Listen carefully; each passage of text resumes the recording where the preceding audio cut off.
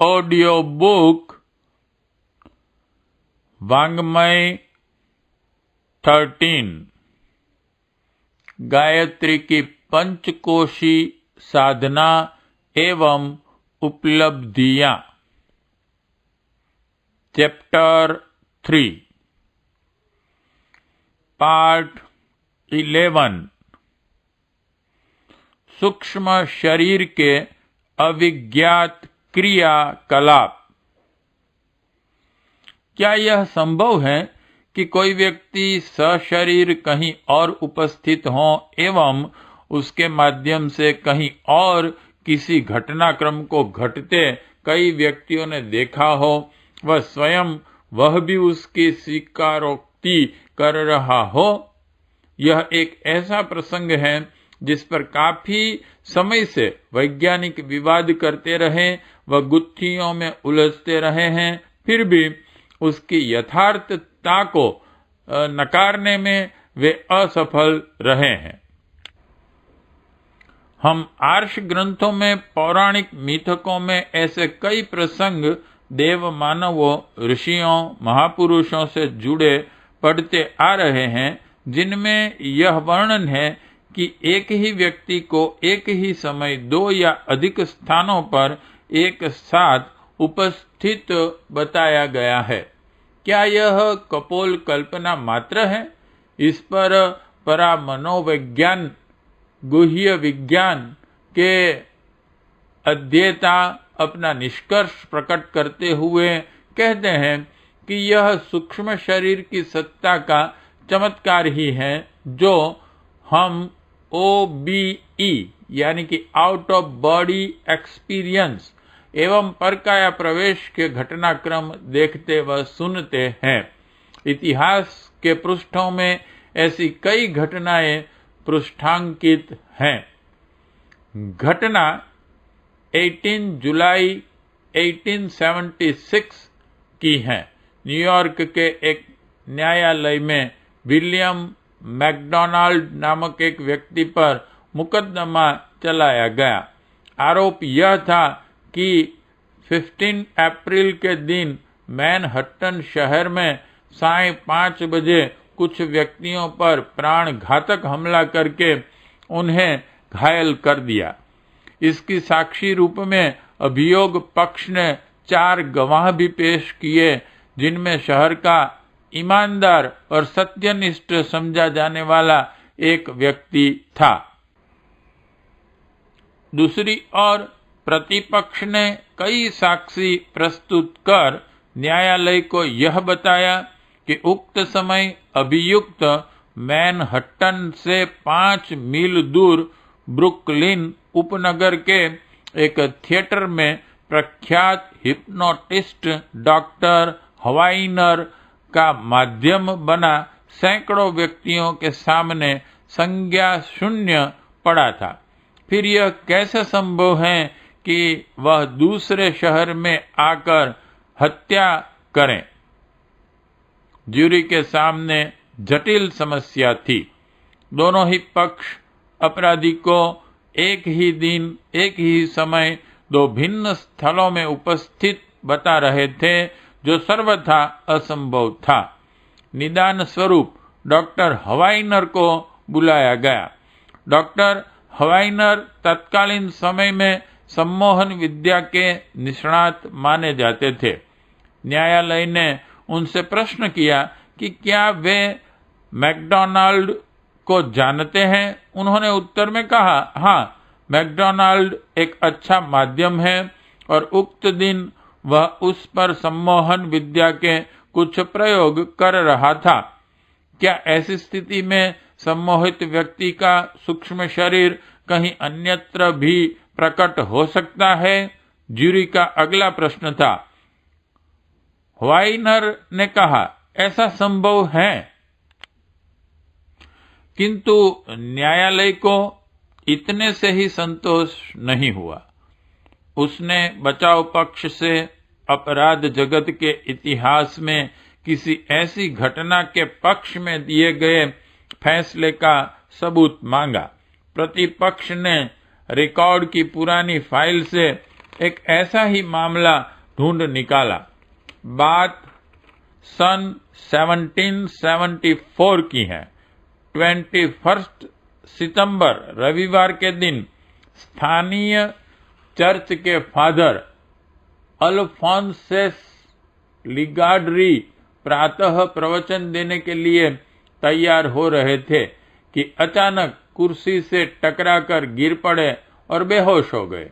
बड़ी मुश्किल से शाम तक होश में आए तो अपने विश्वास पात्र शिष्यों से कहने लगे कि वे बिल्कुल स्वस्थ हैं और अभी अभी रोम से आ रहे हैं। उन्होंने आगे बताया कि रोम के पोप को उन्होंने जहर दे दिया है। शिष्यों ने समझा कि शायद फादर सपने की बात कह रहे हो, अतः उन्होंने उस पर विशेष ध्यान नहीं दिया। किंतु कुछ दिनों बाद जब पोप के संबंधियों ने फादर अल्फांसर पर हत्या का मुकदमा चलाया, तब शिष्यों को विश्वास हुआ कि फादर जो कुछ कह रहे थे वह सच था। मगर उन्हें आश्चर्य इस बात का था कि शरीर से यहाँ रहते हुए भी सैकड़ों मील दूर जाकर उन्होंने हत्या कैसे की। इस घटना को सुनकर ज्यूरी के सदस्यों ने वादी प्रतिवादी दोनों पक्षों को सही माना, पर अपराध कर्मी मैकडोनाल्ड को यह कहकर बरी कर दिया कि अपराध सूक्ष्म शरीर ने किया है, अतः उसका दंड स्थूल शरीर को नहीं दिया जा सकता।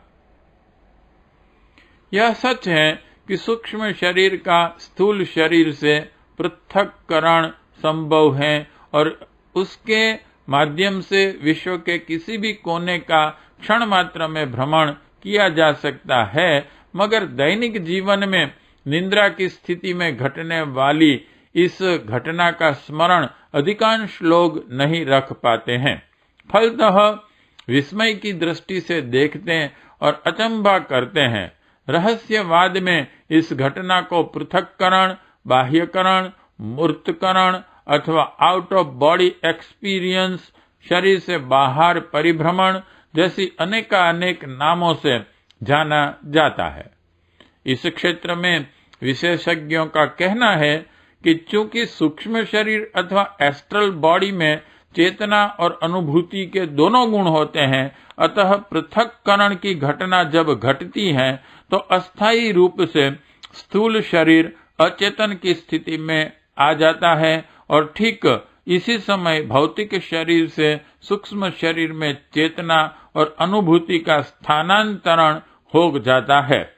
किंतु रहस्यवादियों का कहना है कि ऐसी स्थिति में भी दोनों शरीर के बीच सदा एक सूक्ष्म संबंध बना रहता है।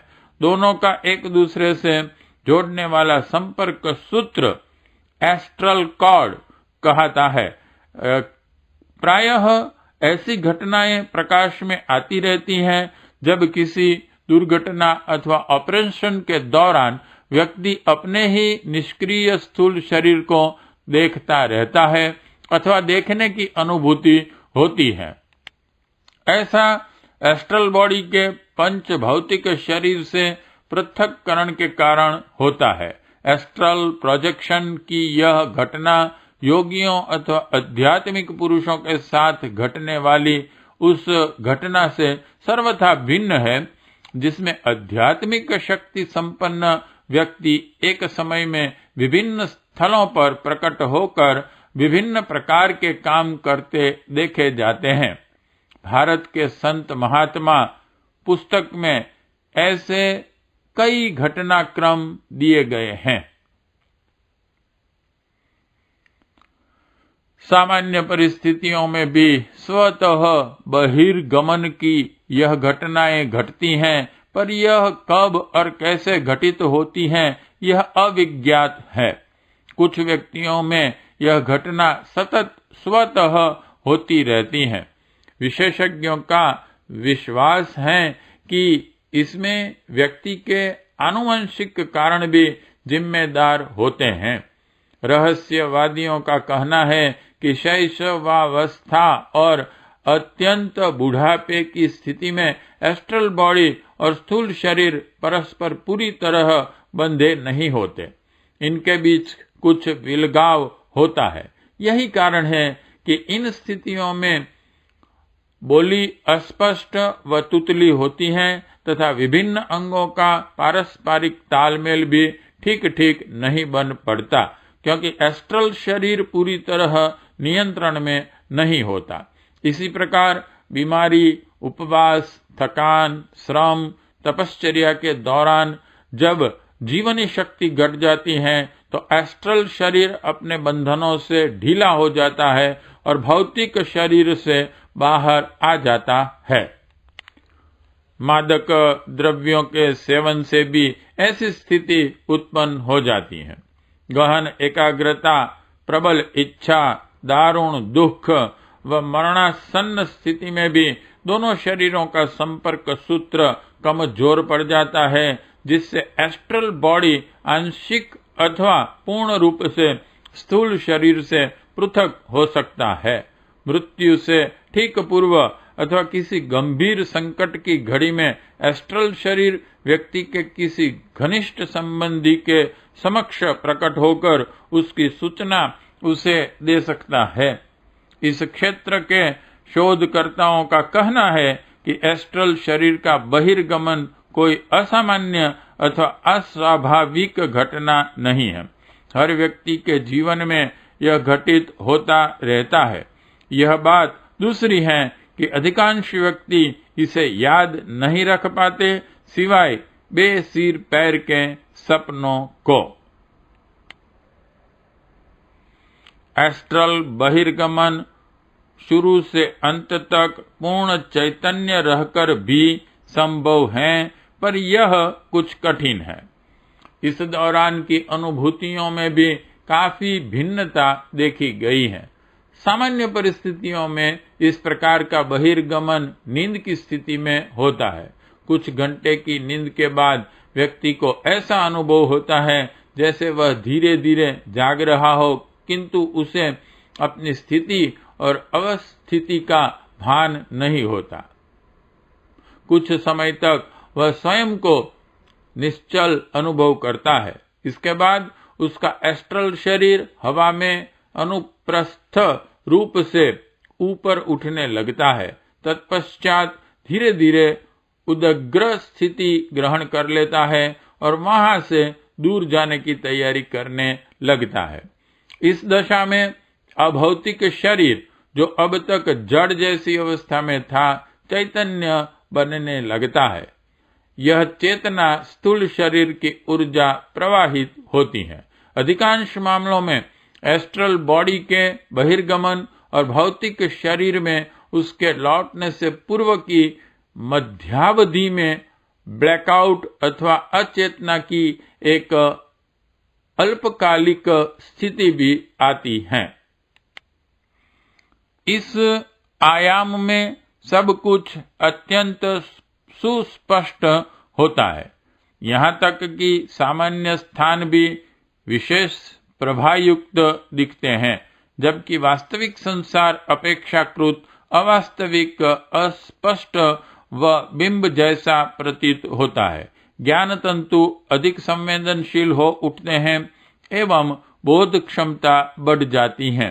शारीरिक दोष समाप्त हो जाते हैं। एस्ट्रल शरीर के आयाम में काल, स्थान और द्रव्य का अर्थ पूरी तरह बदल जाता है। इस स्थिति में इस शरीर के लिए फिर सारे व्यवधान, सारी विघ्न बाधाएं समाप्त हो जाती हैं। यह बंद दरवाजे से निकल सकता है, हजारों मील की दूरी पलक झपकते तय कर सकता है। चूंकि यह शरीर सूक्ष्म होता है, अतः भौतिक संसार में यह कुछ विशेष अवसरों पर ही लोगों को दिखाई पड़ता है। साधना द्वारा शक्ति अर्जित करके भी एस्ट्रल बॉडी को भौतिक शरीर से पृथक कर उस आयाम में पहुंचा जा सकता है एवं अन्य आयामों में निवास कर रही सूक्ष्म सत्ताओं से संपर्क साधा जा सकता है। बहिर्गमन के बाद कुछ समय पश्चात जब सूक्ष्म शरीर भौतिक शरीर में वापस लौटता है तो स्थूल शरीर की चेतना इसी के साथ लौट आती है। सामान्यतः यह घटना इतने शांत और सहज रूप में घटित होती है कि व्यक्ति को इसका आभास तक नहीं मिल पाता और कुछ क्षण तक वह अचेतन अथवा निद्रा की स्थिति में ही पड़ा रहता है। किंतु इस समय यदि एकाएक कोई तीक्ष्ण ध्वनि उत्पन्न की जाए अथवा सोते व्यक्ति को जोर से झकझोरा जाए तो एस्ट्रल कॉर्ड में तीव्र हलचल उत्पन्न हो जाती है और इसी के साथ सूक्ष्म शरीर शीघ्रता से स्थूल शरीर में प्रवेश कर जाता है, जिससे भौतिक शरीर को काफी कष्ट पहुंचता है और व्यक्ति का हृदय बुरी तरह धड़कने लगता है। यही कारण है कि सोते व्यक्ति को झकझोरकर अथवा तेज आवाज देकर कभी नहीं उठाया जाना चाहिए। यद्यपि मनोवैज्ञानिक बहिर्गमन की इस घटनाओं को मात्र मति भ्रम कहकर निजात पा लेते हैं, पर रहस्यवाद में इस विद्या को वास्तविक और असीम संभावनाओं से युक्त बताया गया है एवं इसके माध्यम से रहस्यवादी दैनिक जीवन में घटित होने वाली अनेक प्रकार की घटनाओं की व्याख्या करते हैं, यथा स्वप्न दर्शन, दूरदर्शन। इसे वे एस्ट्रल आयाम की प्रथम अनुभूति बताते हैं। भूत, पिशाच एवं अन्य सूक्ष्म सत्ताओं के प्रत्यक्ष दर्शन में इसे एस्ट्रल शरीर का मूर्तकरण कहा गया है। उन्माद, पागलपन को सूक्ष्म शरीर का स्थूल शरीर में स्थायी स्थान परिवर्तन, डिसलोकेशन बतलाया जाता है। अचेतन अवस्था, निद्रा, बेहोशी आदि में एस्ट्रल बॉडी की अस्थायी अनुपस्थिति मानी गई है। आत्माओं के लिए माध्यम बनना, पिशाच ग्रस्त होना, बहुव्यक्तित्व प्रदर्शन, प्राण प्रत्यावर्तन, इन्हें भौतिक शरीर पर अन्य सूक्ष्म सत्ताओं द्वारा आधिपत्य की संज्ञा दी गई है। प्राचीन ऋषि मुनियों द्वारा रहस्यमय अनुभूति और अविज्ञात की जानकारी को स्वैच्छिक बहिर्गमन का नाम दिया गया है। मोहन वशीकरण को सूक्ष्म शरीर पर नियंत्रण माना गया है और एक्टोप्लाज्म, बायोफ्लक्स, बायोप्लाज्मा, प्रभामंडल आदि को इथरिक शरीर का स्थूल शरीर से बाहर उभार कहा गया है।